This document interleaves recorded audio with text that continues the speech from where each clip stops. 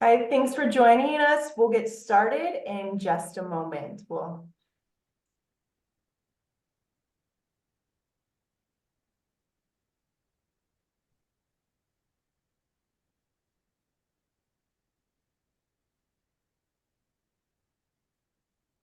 going to give everybody another minute or so to jump on.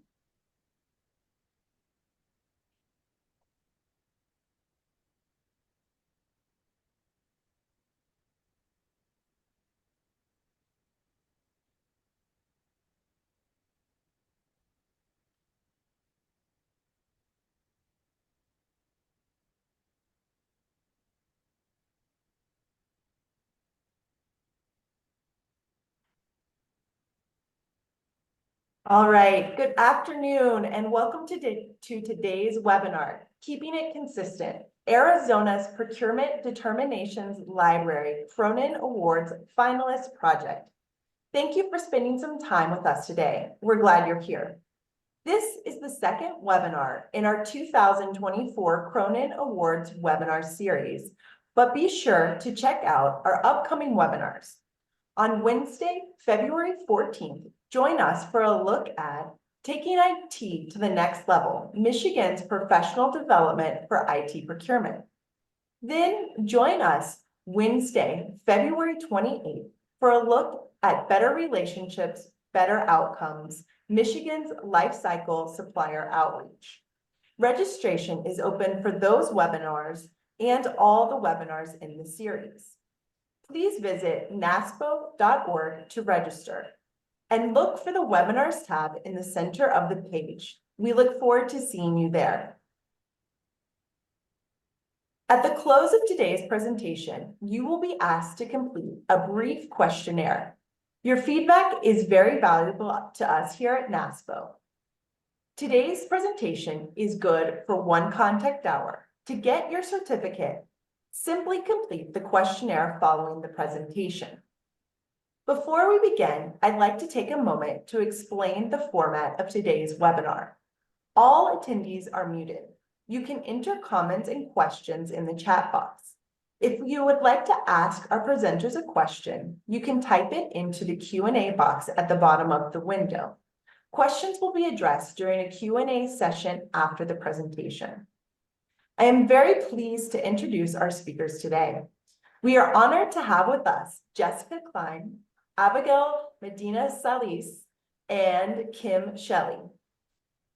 Jessica Klein wears many hats at the State Procurement Office. As the Deputy State Procurement Administrator, Deputy Assistant Director for Compliance, and Procurement Counsel.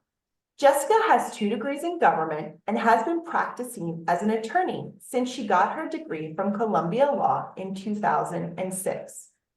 Before joining the Arizona Department of Administration in 2021, Jessica served as an Assistant Attorney General representing the Procurement Office, among other state agencies. Since 2016, Jessica has only missed 1 NASPO Law Institute and is currently a member of the NASPO Law Institute Advisory Committee. Jessica is married to an Arizona native, has a couple of kids in their 20s, a teenager, and a ridiculous rescue dog named TJ. Next, we have Abigail Medina Silas. Since finishing college in 2010, Abby has served the state of Arizona at several different agencies and is currently the Chief Procurement Officer at the Arizona Department of Gaming. She lives in Phoenix with her husband and 5-year-old son. And we also have Kim Shelley. Kim is a second-generation public procurement professional and has worked in procurement for 12 years at multiple state agencies and local governments. For the last 2 years, Kim has worked in compliance at the Arizona Department of Administration, where she was recently promoted to the Senior Compliance Manager role. Kim holds certifications in virtual instruction design and is a certified professional public buyer. Her education includes an MBA and a bachelor's of music and music therapy. Kim is an Arizona native who lives with her husband of 14 years and 3 children, ages 4, 6, and 9 years old. NASPO is grateful to have you all here with us. And now I'll turn it over to you, Jessica. Thanks. Thank you, Megan. So as Megan mentioned, I am an attorney, which means we're starting with a disclaimer. Just a reminder at the very start of things that we are speaking on our own behalf, and these comments that we make over the course of the next hour do not represent any official policies of the state of Arizona, Arizona State Procurement Office, Department of Administration, or the Arizona Department of Gaming. We are speaking on our own behalf. I am very, very excited to be talking about this project. Before we got started, I thought it was important for us to focus sort of where we wanted to be at the end of things. And what we wanted to do was create a resource that procurement officers would find useful and really help them focus on things other than compliance with the Arizona Procurement Code. We wanted them to have kind of an easy path to a compliant procurement. And I put these quotes in. You can read them all at the end when you get a copy of the presentation if you want. But this is why we did it, and this is how we sort of measure our success when procurement officers tell us that it's an invaluable resource and that it, takes the guesswork out of complying with the procurement code. Today, we hope you leave here with an understanding of what it is that we did, what the SPO determinations library is, where you can go and find it. It's all publicly available. It's a little difficult to find on our website, so we walk through where it is exactly and provide you with links. And really, fundamentally, how you can replicate this process. I'm assuming you're here today because you're interested in process improvement. We really, this was a project that is near and dear to the hearts of everybody who worked on it. And we hope that you find some inspiration here so that you too can create a set of standard work documents and templates that covers your entire procurement code. This is something we did over the course of one fiscal year, and we're going to walk you through how. Just to give you a little bit of background on the state of Arizona, because every state operates differently when it comes to procurement. So in the state of Arizona, the authority starts at the Arizona State Legislature. It goes down to the ADOA director, who is technically the chief procurement officer for the state, but then all of those related responsibilities get delegated to the state procurement administrator, who really would be called the CPO in other states. Now, the state procurement administrator further delegates authority both within the state procurement office, our centralized office, and then in more of a decentralized fashion to certain state agencies. Now, most state agencies have at least a small delegation. Our very large agencies, like our Department of Transportation, have an unlimited delegation because they have the staff, the institutional knowledge, the resources, and they're so specialized. So in those instances, they have a full procurement structure within their organization. But one of the things that stays within that centralized procurement office, most of our big state contracts are when we're acting as lead state for NASPO, that comes out of our state procurement office, that centralized office. But our SPO compliance team that I head up is also within that state procurement office, or SPO, as we'll call it during the course of the presentation. SPO compliance maintains all of these templates, reviews agencies for compliance with the Arizona Procurement Code. When we have requests that need to go to our state procurement administrator, we usually forerun those. We've got forms that we've created and maintained so that that process runs smoothly. And we also work on updates to procurement regulations. So why are we here? The SPO determinations library. Now, I am the daughter of a librarian, so the word library is maybe more interesting to me than to other people. But for procurement officers statewide, this has become a resource that covers both the templates and the standard works for written determinations throughout the procurement code. We found that it improves service to those agencies. It reduces the time spent trying to get into compliance with the code, and it reduces the risk of non-compliance. So instead of just asking our procurement officers or dinging them for not complying, we're instead providing resources to procurement officers so that they can just do the rest of their job, hopefully more easily. What we did at the start was, we had an assessment of what the condition of templates was throughout our state. We found that there were no centrally available written determination templates, meaning, some of our groups had developed templates over time, but it was a, very uneven process. There was no training on how to draft those specific written determinations. So we really didn't have consistency across our state agencies, across procurement officers throughout the state. It sometimes led to supplier confusion and even protests, where, for 4.5 years, I was the AAG representing SPO. And so defending protests was my bread and butter. And this to me was a great way to reduce the risk of protests when, we were getting dinged for not having followed all of the steps required in the procurement process. We also wanted to make sure that written determinations were used at the proper time and included all of the required information. This we found, when we go through and check state agencies, when SPO compliance does that as part of our procurement compliance review process, we go through about 12 or 13 agencies a year at this point. We would find, missing documentation on some of these. We would find the documentation that was there didn't have enough information. So we were worried that it wasn't standing up to what the code required. Our response, we needed a clear determination standardization, a form that could be used across the state enterprise. We were able to work with our leadership, so there was buy-in to actually invest time, labor into the process. We recruited team members from different organizations throughout the state, and brought in a lean coach to provide support on the project. And then we determined which project management tools and format to use. This was very much a team effort. Jen Kalamag is on the call today. She was our project lead. As a true project manager, she wanted to stay behind the scenes here, but we can't talk about how well the project was set up and how well it ran without mentioning Jen's work. She's the one who set up the A3.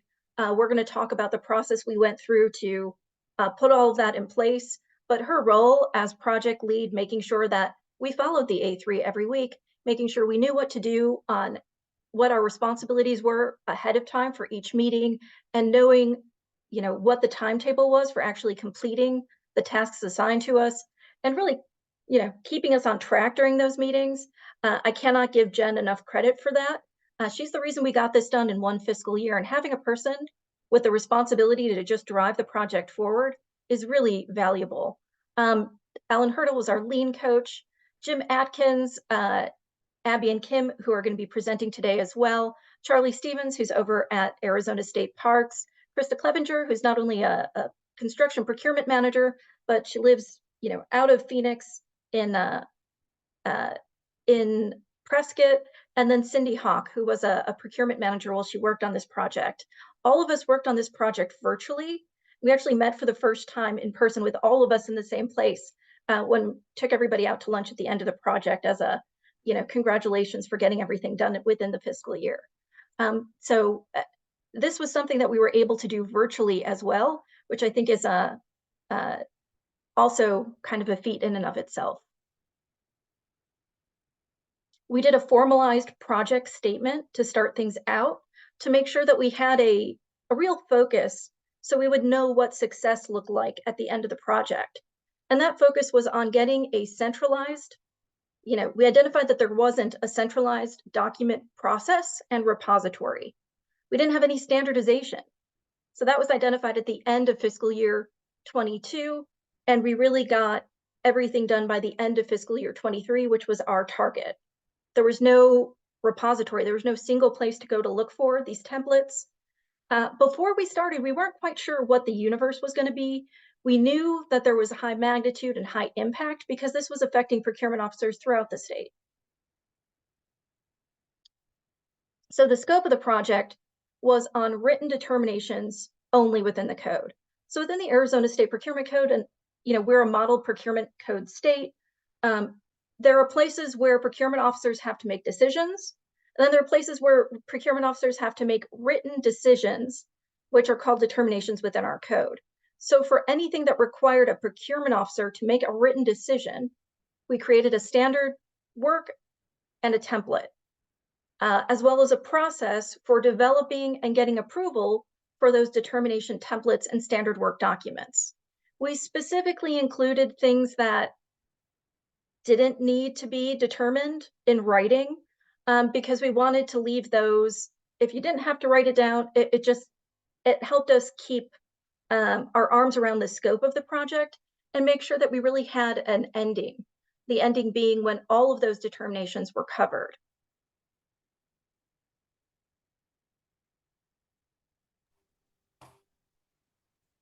Next, please, Abby.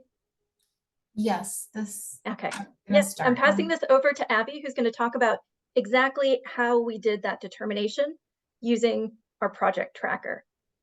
Thanks, everybody. Hello, everybody. So I'm going to show you guys how we determine what was in scope and out of scope. The first thing we did was we pulled up our procurement code and we did a keyword search. We were looking for things that said determination, writing, written document, written request, written approval, keyword is written. Then we made a list. We did this on a spreadsheet and we listed the code citation where we found these keywords and the name of the section of the code where those were found. And then we ended up adding additional information that helped us organize the list. And this eventually turned into our tracker. And I am going to show you guys what that looks like. Give me one sec. Okay, you guys should be seeing a spreadsheet. This is what we use to track our progress on this project. So starting around cell A3, A10, I know there's a lot of information on here. You can see where we made the list of all the places in the code where we found those keywords. I'll explain the top in a little bit, but around this section, we just had additional things we used to classify each of these determinations, such as whether it applied to IFBs or RFPs, whether it was in scope. I'll show you guys that we ended up listing things here that were not in scope eventually. I'll show you guys those in a sec. We gave them a priority level based on our knowledge of how often these were being used.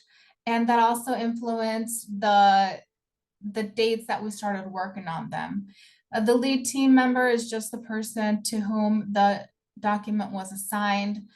On this section, column H, each person that worked on a determination on drafting it would come in here and you would just select where you were on the process. And that would influence what we would be talking about the next time we met to look over the templates that had been drafted. This top section here, this status dashboard, was really nice because using the information from column H, this was automatically populated, so we were able to see how far along we were on the project. And this was also used to show our leadership our progress. And down here, you can see there are some determinations that ended up being not in scope. Oftentimes, it was a request that was made to the state procurement administrator, in which case that was out of scope because that would need more of a form that we would submit to the state procurement administrator for approval. Let me go back to the presentation. Oh, and at the end of this, now the folks at NASPO will be able to give you a clean copy of this in case you decide to use it. Okay. Let's go back. Okay, this here shows an overview of the workflow that we use to create the templates. There's several steps here. The first was for each team member to independently draft the templates and the standard works that were assigned. The second step was for the team to review these documents during our scheduled meetings. The third step was a second level review by our template review board. The fourth step was putting the completed documents in the file repository. And the last step was long-term maintenance. And we're going to go over all of these steps in the following slides. So this was the first step to draft the template and the standard work. And for this, we created base templates for both the templates and the standard work documents for the team members to use while creating the actual templates and standard work documents. And I'll explain those in a little bit. Using the list from the tracker, each team member independently drafted the documents they were assigned, and the progress was tracked on the tracker, which helped us establish the agenda for these review meetings. Okay, this slide shows you the base template for the template. So this was the first one we created, and we looked over different versions of determinations that had been used in the past, and we identified which elements we thought would be valuable. And this shows the main elements that we determined to include in the majority of the templates, which includes a section for title, a place to identify which solicitation or contract it applies to, the specific authority under which the determination is being made, and a section to write the actual determination and the rationale. And then we decided to use red text to show what would need to be customized. Of course, we could still make other changes if necessary. This is a base template for the standard work. The standard work is a set of instructions that would explain how to use the template. Just like the previous one, we also used red text to show what would have to be customized. And we also came up with a naming convention, which was a combination of the code citation and the rule name. This title was used for the corresponding template also. And we also had a section for the revision number and date on the header, though it wasn't used on these base templates until the final document was approved and placed in the repository. And one important part of the standard work was to identify who owned the document. That way, if somebody had any questions, they would know who to contact. This is another section of the same template, the standard work template.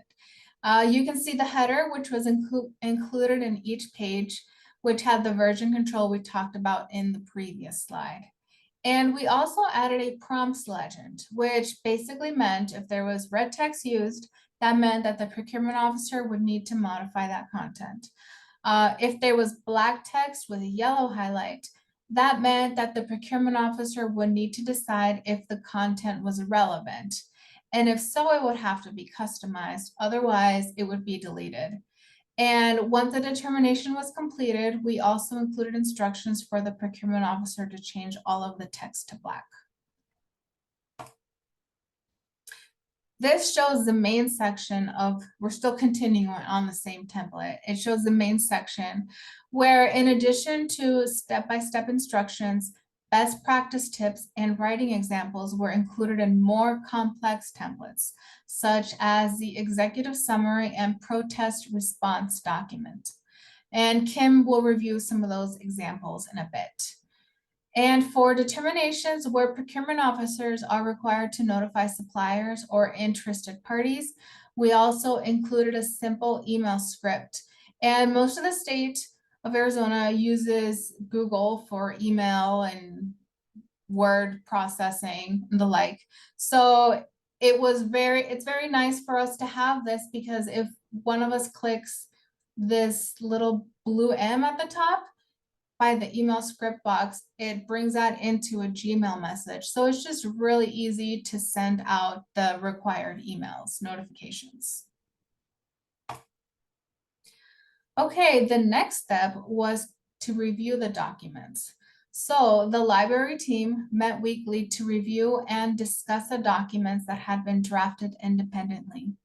And oftentimes, the person who had drafted the documents would bring up interesting issues for discussion. And we had a lot of fun conversations about our interpretations of the procurement code and best practices. Once we were all satisfied with a particular set of documents, they were placed in a different folder for the template review board. Next step was for the template review board to review and finally approve the documents. And this review board was made up of group procurement managers, such as the head of the IT procurement group, agency chief procurement officers, somebody from legal or compliance, and one member of the library team to provide context and explanations. These review meetings gave an opportunity for management to make sure the documents were aligned with their priorities and concerns. And the review board would sometimes make changes to the documents before giving final approval. Okay, I'm going to pass it on to Kim. Thank you. Okay, so file repository. This was one of those decisions that actually took some time to make.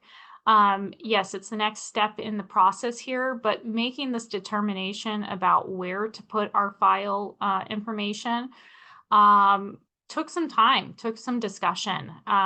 We had to determine the best location of where to keep the documents, how are individuals going to be accessing these documents, and what is the best document format for all procurement officers to be able to access this. In this instance, we did end up using Google Suite, which was also compatible with Microsoft Office. And we'll go more into that in just a moment. But really, because as Abby alluded to, some of our agencies use Google and some of them are on Office, and there isn't a mandate for all agencies to be on the same platform. We needed some platform to allow everyone to be able to access it without issues. So our priorities were that it had to be easily accessible. It needed to use existing technology. We didn't want to have to go buy additional software. It needed to be simple to maintain, and we needed to be able to manage version control. I'm sure all of you have been in a situation where you have a template and someone has overwritten it accidentally because they didn't do a save as. So how we set this up kind of forces that save as to prevent our documents from being written over our main templates. The solution we came up with is we were decided to use our existing Drupal website in conjunction with Google Drive. The reason we decided to place everything in the Google Drive is for that easy and simple to maintain, because uploading documents onto the website can be kind of cumbersome, where we have to add in the line, we have to upload the documents, we have to link it. And so having it here in the Google Drives allows for faster and easier long-term maintenance. At least it does for our team. So changes can be made quickly and not needing to take a lot of time. So if there's an error or a typo, we can change that the same day or within the next couple of days. So our website's already used to access procurement materials. So procurement officers were already familiar with how to find the website, and we just added a new section on there, which I'll show in a moment. And the website is already maintained by SPO with minimal IT intervention. So we're not having to constantly submit help desk tickets to get help from IT to update and make these changes. Okay, next slide. All right, so now we're going to do a demonstration of how to find the documents library. So as Abby's pulling this up, it's spo.az.gov. The link here on this slide does work. And here we are on the page. And there are some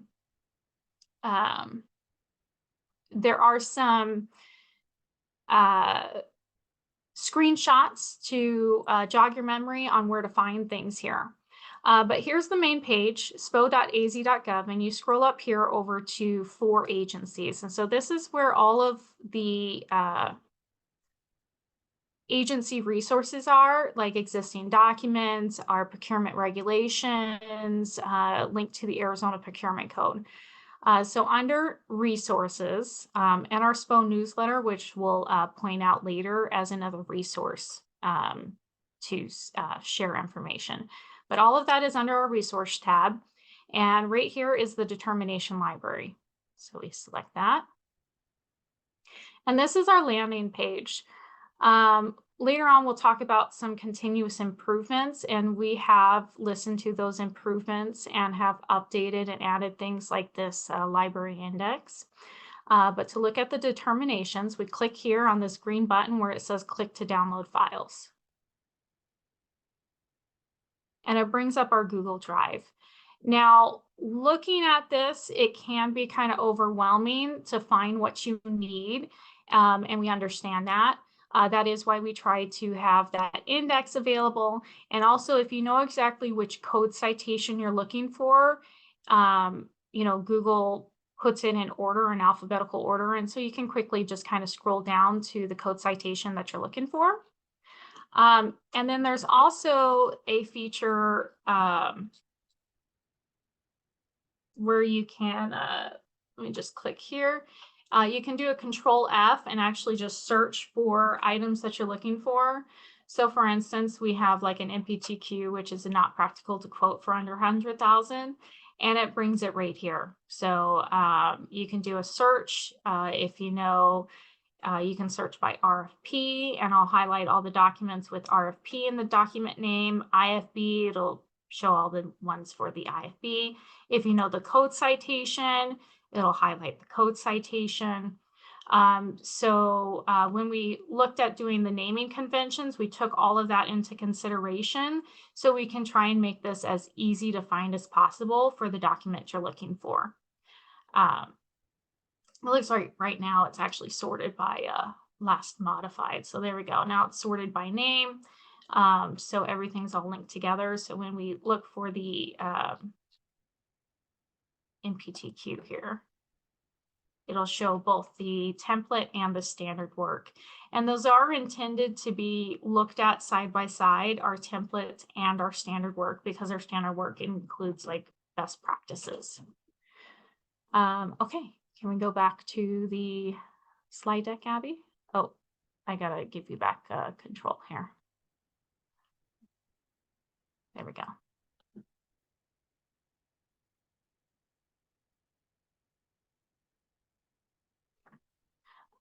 Thank you. Go ahead. Okay, so long-term maintenance. So we talked a little bit about this already.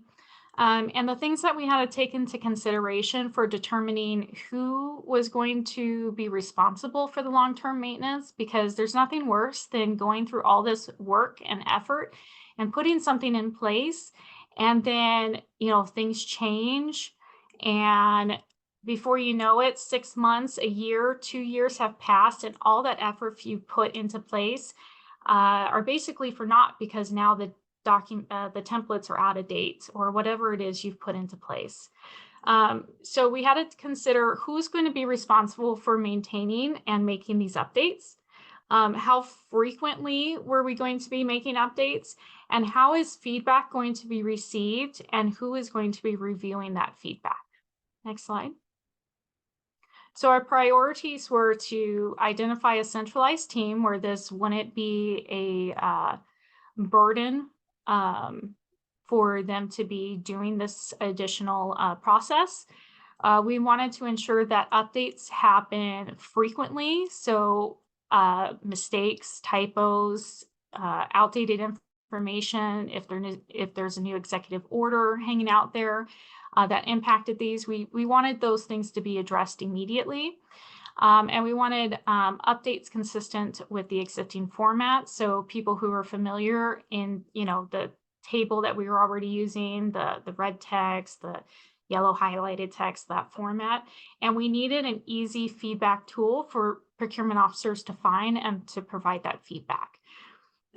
So the solution we came up with is that the compliance team, as Jessica spoke about, at the State Procurement Office, became responsible for the long-term maintenance of these documents. We compliance, is already responsible for updating other forms. And so it wasn't a stretch to then ask them to maintain these documents as well. And for the feedback link, we place that directly on the page, the landing page where the determination library is. So it's right there. You're not going to have to go searching to try and find provide feedback. And procurement officers can also just email directly to SPO compliance at azdoa.gov. Yes, thank you.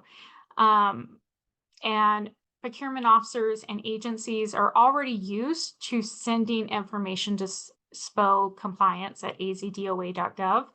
And so it made sense to allow that information and to have this feedback link directly sent over to that group email. Okay. So once we had everything in place, so now we've drafted everything, we've reviewed it, we've finalized it, we found a location that worked and determined who's maintaining it. We then had to do our implementation and training and our rollout. So throughout, as templates and standard works became drafted, we kind of did like an unofficial beta testing. So if we heard that so-and-so over here is doing a solicitation, hey, can you give this template a try? Or so-and-so just received a protest. Here, take a look at and try and use these protest templates in standard works. Do those work for you? And we would request feedback from them as we had them test out these templates. And so it wasn't like a hard beta test where it was like, okay, this agency is going to do this from this date to this date. It was as the templates became available and we heard of people needing them or people were asking, hey, is there a template for this? And we would say, yes, we do actually have a template for that. Give this one a try. Our rollout consisted of doing presentations at the CPO forum, which is like a every other month or quarterly meeting where the heads of the procurement offices at the individual agencies meet together and discuss important updates. We also have a SPO alert that were sent out, which is an email distribution list that we use at the State Procurement Office to distribute information. We had a lunch and learn training, Gemba, which was a live demonstration similar to what I just did, but a little more in depth, going through the templates and how to use them. And then we also put notice in the quarterly newsletters. So compliance also puts out these quarterly newsletters, providing updates and information. And that's where that link was that I pointed out earlier, where it has the newsletters. So there is a history of those if you wish to go back and take a look at what some of our prior newsletters were as well. But we did provide notice in there about the rollout and updates on other things as well. Next slide. Okay, so I'm going to go into some of the templates that we drafted. These are just samples. We're not going to go into individual templates, but when we were doing our training and our rollout, we would go more in depth in these. So this is an example of one of our simple templates that followed the format that Abby had shown earlier. So a majority of our templates look similar to this, where you have your code citation under the authority, you have your in this instance, it's a notification section. In other ones, it's your determination and rationale. And then you have your solicitation number. So this is what a majority of our templates look like. Next slide. This is an example of one of our complex templates. So this does not follow the standard format that the other ones, that a majority of ours do. This is screenshots of our RFP award determination and executive summary. There are also similar templates like this for the IFB, RFQ, and request for qualification processes as well. And with this one and its associated standard works, there are a lot more detailed information talking about various code citations that may or may not be used often, tips and tricks to your procurement officers, to where really that standard work becomes kind of like a desk guide for procurement officers as they're going through this process. And this executive summary not only serves the purpose of providing a basically like a checklist for procurement officers to go through, and they just remove the yellow text sections that are not applicable. But also, if there was a protest, all of your facts and information is already cited here in a very easy to read format of the various steps that you've done. So this is one of our complex ones. And like I said, we have one of these for each of them for the award determinations. Next one. All right, so here's an example of our standard works. This is where it's filled out. This specific one is from one of our protest documents, protest standard works, where we have our code citations. And as Abby talked about, we developed the naming convention using in part the code citation and a summary of the rule name. So when doing keyword searches in that Google Drive, you can easily and quickly find what you're looking for. And of course, as Jessica stated, it's important that we always have disclaimers. So what is supposed to be helpful, our standard works, are not then used against us in a protest. Next. So our standard works covers step-by-step instructions, email scripts, and best tips. These are screenshots specifically of our step-by-step instructions and our email script. In this instance, the email script is going to interested parties because this is a screenshot from one of our protest standard works. But it could also be in other standard works just saying, who is it that you need to be sending this information to? It follows the same format with the red text, the highlighted text in the instructions parts. And then this next one is an example of some of our best practice tips. So really the best practice tips, you're going to see more of those in our protest documents, where we're talking about like information that you might want to include or information that you may want to consider, as well as our executive summary and award determination documents. This one specifically is from our RFP one. I can tell because of the C318 citation here.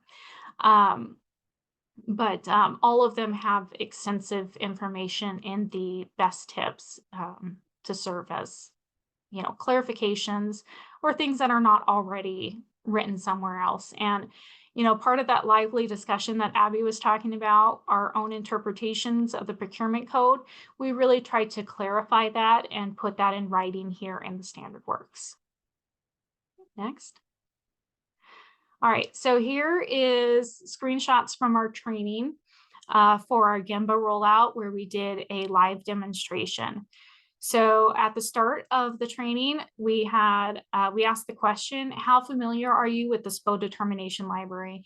You can see that a majority of individuals mark themselves at a 3 or less, meaning that they've maybe heard of it or maybe had not heard of it at all.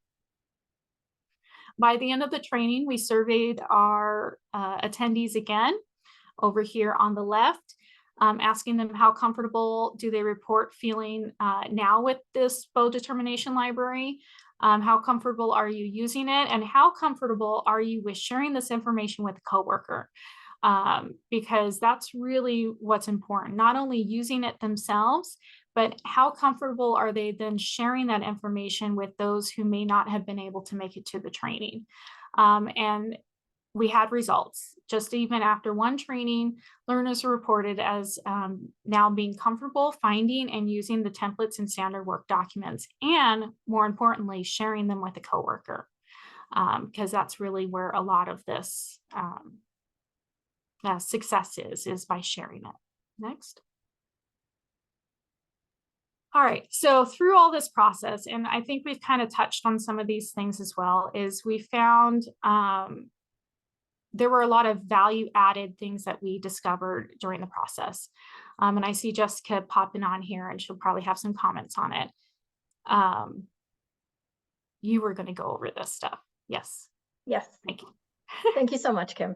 And thank you, Abby, as well. I just wanted to kind of wrap this up with some of the added value that we saw. You know, this was a great training exercise in and of itself. There were a couple of questions about what a lean coach is.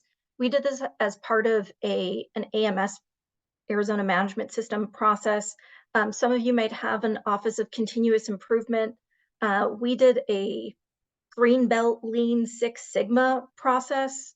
I'm not really going to go into detail on that end because I think with or without it, the most important thing that you can have going into this is knowing who's responsible for what and really having project organization and clarity of purpose from the beginning, because we were able to do just, you know, we had a manageable goal, we had it identified from the beginning, we gave ourselves time to do it, and we didn't give any one individual too much work. We divided that work through the A3, which is why we're providing the tracker today.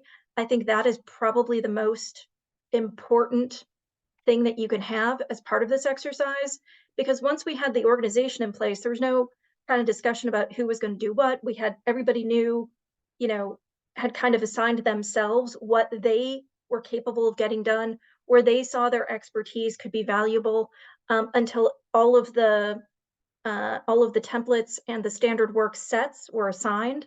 We were flexible, so if somebody had some projects come up where they weren't going to meet their deadlines, that moved over to somebody else.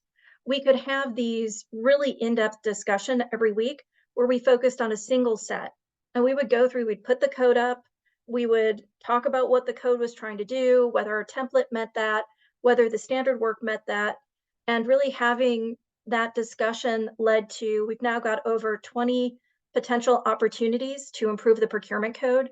Arizona goes through a 5-year rule review cycle, and our 5 year cycle starts again next year, and we're already prepared. We've got opportunities for either clarifying the procurement code, recommending changes in other areas. We developed a number of new trainings, both based on the templates and standard work documents, but also based on areas of practice that came up where procurement officers were having issues. So having procurement officers with a range of experiences be part of the project, and having folks who, you know, training is now part of our compliance team. So when we heard that there were opportunities for training, we were able to translate that into real new training courses available for procurement officers. And where we found that things really are better dealt with via form, we then created those, compliance then created those new forms to be used when decisions needed to be vetted at higher levels of procurement authority. So having a team with that kind of diversity to it, legal compliance, connections to training, procurement officers with varied levels of experiences, both our central procurement office, as well as some of our agencies as part of it, really created this great environment for discussion. You know, no one person really dominated that discussion. And by the end, we were just really excited to have gotten the project done, and we had a great lunch afterwards, where everybody was kind of celebrating the achievements together. So we put together this checklist for you so that if you want to replicate this within your own state, you know where we saw, you know, what our process was and kind of the order that we did things in. So, you know, if you're going to ask people to devote at least an hour a week to meeting on something, you got to make sure that you've got leadership buy-in, that this is a project that is high enough priority for your state based on your needs to get that project adoption and the strategic alignment with your leadership. We then selected and recruited team members, again, throughout the state with that range of experience. We went through and just, Jen actually took this piece on herself as the initial review of the procurement laws and rules to figure out everywhere where it said determination, everywhere where you had a written determination that was required, and then we chose a document format. And as Kim mentioned earlier, it was something that we really took our time on to make sure that the format that we created was going to be useful for everyone. When we created our common template, we thought about what our agency needs are, which is why you might see there's a header missing at the top, because when our agencies use it, our procurement officers who are CPOs at agencies, they're going to put their agency header at the top. We didn't want it to be something where our centralized procurement office had made it more difficult to folks because they have to remove a header first and then put one in. Those are the things that we thought about when we first put that template together. And then making sure that the work was manageable for everyone who was part of the team meant dividing the list of determinations among the procurement officers and experts. We thought it was really important that folks choose their own set of determinations because there were things that people were more interested in or had more experience with. There were definitely ones where folks said, I've never done that. I should not be the person to work on that. And that process meant that people were really comfortable with what they were working with. Though when we had that discussion, there were changes to every single template and standard work document. Because when we would review it, we wanted to make sure it was legally sufficient, compliance sufficient according to the Arizona Procurement Code, make sure there was nothing missing, and make sure that procurement officers could actually use it, that it wasn't written as legalese, it wasn't written in a way that was confusing or overly complicated. We had to make it so that it was really useful to somebody who'd never written that before. And then we did that second level of review by managers to finalize the document. And we were lucky in that leadership didn't feel like there needed to be any additional review after that. So if you get it reviewed by the first and the second level, and you've got a process for improving it over time, that you could then go and have it finalized after that second level of review. So you really have to have not just buy-in, but trust from leadership on that too. And then we sent the final documents to the team that manages the website to post it, which in our case was the compliance team. And then once you have it posted, you have to make sure that people know what's available for them, are given opportunities for training. The standard work itself is meant to be a training guide. Some people, though, need to see it in a newsletter to know that it's available. They need to see the SPO alert to know that it's available. Some people needed to see it in a training, to actually see how, with somebody talking to them, walking them through it, that was the way they were going to learn how to use the documents. And then when we heard from folks, and we did, about, you got a typo here, this doesn't work in this instance. When we got that feedback, we made sure to investigate it, respond to the person who made the feedback. In some cases, promote that feedback amongst the state to give them credit for helping us improve the documents, because we wanted to create that positive feedback loop where folks knew that if they did go and help us improve it, that they were then going to get credit for helping us improve it.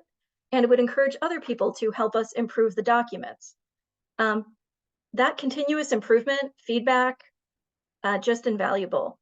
And we haven't, the rulemaking recommendations, that is part of our follow through on lessons learned. We haven't started the process for that quite yet, but we are ready.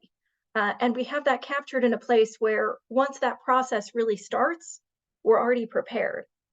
So not losing those lessons that you learned and the things that you learned along the way. I'm just going to check. We had, because this was part of, we were doing kind of there were a number of Greenbelt projects going on at the same time.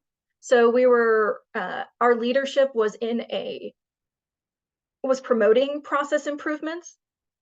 So this was received really well. It was promoted by leadership.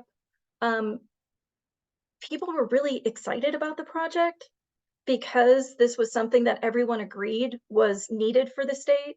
And the fact that we actually got it done within the fiscal year meant that it was something that our leadership could tout to as, hey, they actually got this done. It wasn't just something that people spent a lot of time on.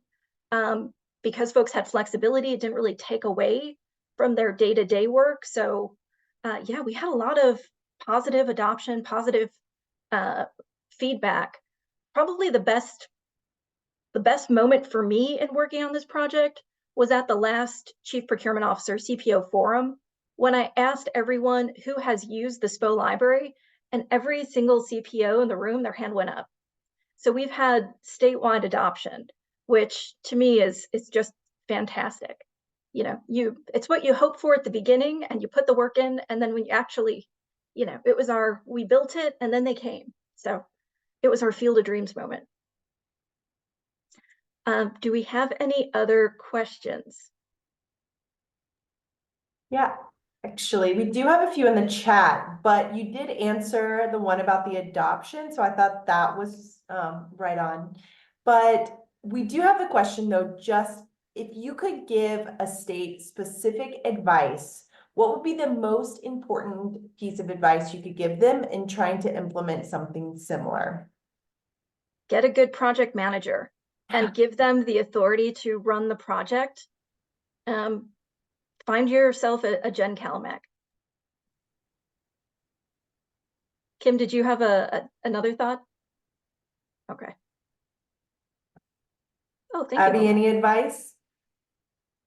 I was going to say the exact same thing. Having the project manager keeping you accountable is what will have you be successful. Well, I'm incredibly impressed of all that you were able to accomplish over the year, because we know on our side, it takes a lot to get that organized, and even developing the maintenance plan, like hats off. So we really just wanted to thank you all again for being here. I think this concludes our presentation today. If you have any other questions, feel free to reach out. But I did want to thank our presenters today, Jessica Klein, Abigail Medina Silas, and Kim Shelley, for the valuable information that they've shared today, and for working with us here at NASPO to bring it out to you guys. Also, I want to thank our attendees for being here on today's webinar. You will receive a follow-up email containing today's slides and the materials that Abby spoke about. Remember, this webinar qualifies as 1 contact hour for continuing education credits. To receive your certificate, simply fill out the survey in your browser window once you've exited the webinar. Again, ladies, thank you so much. We want to let everyone know that this webinar will be recorded and available for viewing on NASPO's YouTube page within the coming days. And again, the questions entered into the chat and Q&A boxes have been saved, and we will try and reach out to you via email to answer them. Again, thank you so much. We hope everybody has a great rest of the day and keep up that process improvement. Thanks, Thank everybody. you.